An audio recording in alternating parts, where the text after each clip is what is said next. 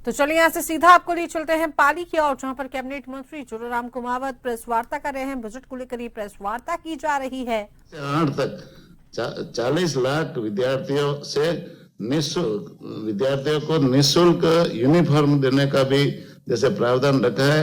और ये डीबीटी के माध्यम से यूनिफॉर्म की जो राशि है वो डीबीटी के माध्यम से विद्यार्थियों के खातों में जाएगी, जिसे वो यूनिफॉर्म खरीद सके। वंचित सभी समस्त विद्यालयों में कई शौचालय से वंचित जो विद्यालय है, अभी कई विद्यालय ऐसे हैं जहाँ शौचालय नहीं है, जहाँ बालिका शौचालय भी नहीं है। तो जो सारे सर्वे करवा करके जितने भी राजस्थान भर में विद्यालय है और जहाँ शौचालय नहीं है, वंचित विद्यालय में सभी जगह शौचालय बनाने की इस बजट में प्रावधान रखा है। और तो आने वाले समय में ये शौचालय भी बनेंगे। अभी जैसे रोजगार के संबंध में लोगों को ज्यादा से ज्यादा रोजगार मिले, और अभी जो विकसित भारत जी राम जी योजना की भारत सरकार ने जो घोषणा की है, उसमें राजस्थान सरकार की तरफ से भी 4000 करोड़ रुपए का प्रावधान रखा है, जिससे राजस्थान सरकार भी इस योजना को आगे बढ़ा करके ज्यादा से ज्यादा रोजगार है मजदूरों को दिलाने के लिए प्रयास करेगी। 2500 से ज्यादा विद्यालयों की मरम्मत व जीर्णोद्धार के लिए 550 करोड़ का प्रावधान भी इस बजट में रखा है, जिससे विद्यालय कई ऐसे जर्जर विद्यालय है या जहाँ छत लीकेज है या जहाँ पर प्लास्टर किसी का खराब है या रंग रोगन की जरूरत है, ऐसे विद्यालयों में उनकी मरम्मत करने के लिए भी 550 करोड़ का प्रावधान रखा है। खेलो राजस्थान के तहत ग्राम पंचायत, ब्लॉक, जिला, राज्य स्तर तक विभिन्न खेलों के माध्यम से आयोजन करने का भी प्रावधान रखा है, जिससे खिलाड़ियों को प्रोत्साहन भी मिले और नीचे जमीनी स्तर पर जो अपने खेलों के क्षेत्र में, विभिन्न खेलों के क्षेत्र में जो प्रतिभा है वो उभर करके आगे आए और उनको स्टेट लेवल पे या नेशनल लेवल पर खेलने का मौका मिले। तो ये खेलों के आयोजन के संबंध में सरकार ने बहुत सारे प्रावधान किए।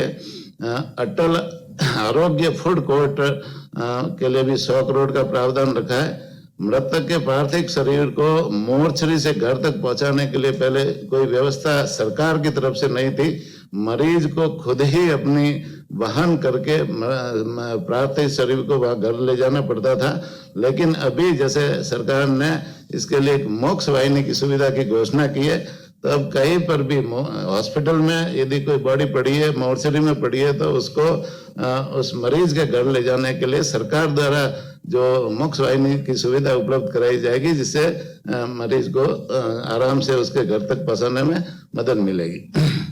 जयपुर सहित 7 संभागों के चिकित्सा महाविद्यालयों के मुख्य चिकित्सालयों में 500 करोड़ से ज्यादा अत्याधुनिक विश्राम गृह मतलब बनाए जाएंगे, जहां पर जैसे मरीज या मरीज के साथ में आने वाले जो परिवारजन है वो वहां रुक सके और उनको किसी तरह की तकलीफ नहीं हो।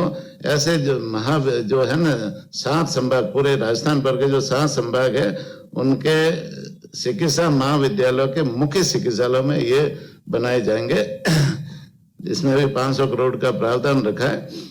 तो इस तरह से जैसे ये हमारा 5वां स्तंभ है, वो सुदृढ़ सामाजिक एवं सुरक्षा प्रणाली है, और इसमें सामाजिक सुविधा जैसे सभी लोगों को मिले और साथ ही साथ में महिलाओं को भी और मजबूती मिले, और सरकार की जो योजनाओं के मार्फत उनको सशक्तिकरण मिले। वैसे जो लखपति दीदी जो योजना चल रही है, और उस योजना में लखपति दीदी के मार्फत जैसे जो काम हो रहा है और लखपति दीदी को मजबूती मिल रही है, उसी को लेकर के माननीय मुख्यमंत्री जी ने लखपति दीदी को ब्याज अनुदान पर दिए जा रहे ऋण की सीमा 1 लाख से बढ़ाकर 1.5 लाख कर दी है। पहले ब्याज पे जो अनुदान देते थे उसमें 1 लाख रुपए का प्रावधान था, उसे बढ़ा करके 1.5 लाख कर दिया है। तो ये जो लखपति दीदी है, महिलाओं के सशक्तिकरण के लिए चल रही है, और लखपति दीदी को और भी उसको प्रोत्साहन मिलेगा और उसका फायदा उनके परिवारों को भी मिलेगा। समस्त संभाग मुख्यालयों पर राज सखी स्टोर खोले जाएंगे, जिससे महिलाओं को इसमें जोड़ करके उनको भी रोजगार के अवसर मिलेंगे। मुख्यमंत्री नारी शक्ति जो प्रोत्साहन योजना में ऋण की सीमा 50 लाख से बढ़ा करके 1 करोड़ करने का काम भी इस बजट में किया गया है। साथ ही साथ 75,000 आंगनवाड़ियों को नन घर के रूप में विकसित करेंगे।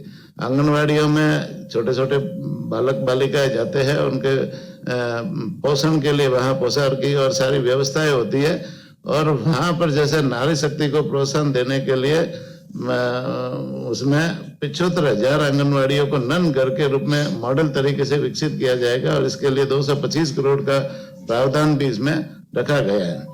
किशोरी बालिकाओं योजना का विस्तार किया जाएगा, जिससे उन बालिकाओं को इसमें ज्यादा से ज्यादा फायदा मिले। श्रमिकों के कल्याण और रोजगार के अवसरों में वृद्धि हेतु श्रम सेतु मोबाइल ऐप भी खोलने का निर्णय इस बजट में किया गया है। हमारा छठा स्तंभ है पर्यटन कला एवं सांस्कृतिक धरोहर।